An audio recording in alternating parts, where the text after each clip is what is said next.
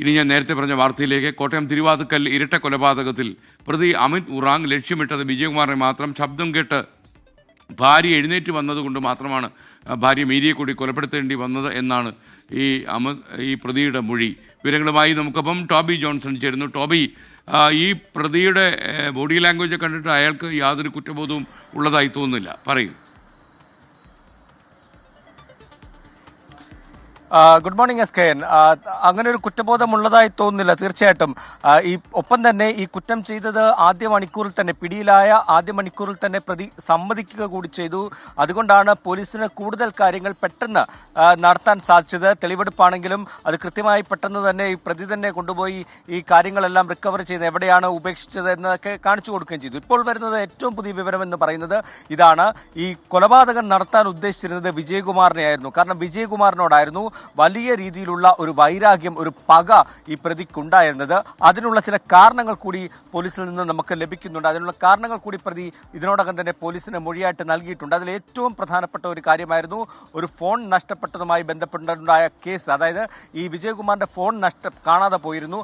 ആ ഫോൺ ഉപയോഗിച്ച്, അതിന്റെ ഗൂഗിൾ പേ ഉപയോഗിച്ച് ഈ പ്രതിയായിട്ടുള്ള അമിത് 2 ലക്ഷത്തോളം രൂപ അതിൽ നിന്നും തട്ടിപ്പ് നടത്തി.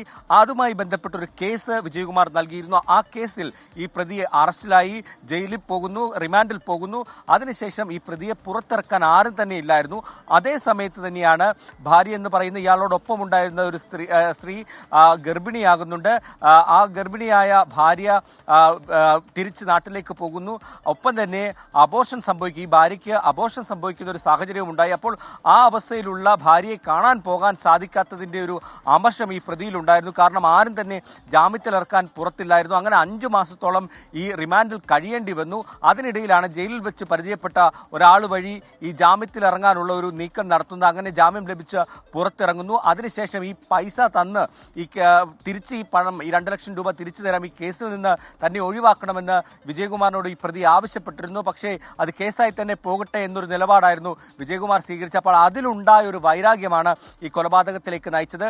വീട്ടിനുള്ളിൽ അതിക്രമിച്ച് കയറി, അതായത് ഡോറൊക്കെ തുറന്ന് അകത്ത് കയറിയ പ്രതി ആദ്യമേ പോകുന്നത് വിജയകുമാറിന്റെ മുറിയിലേക്കാണ്.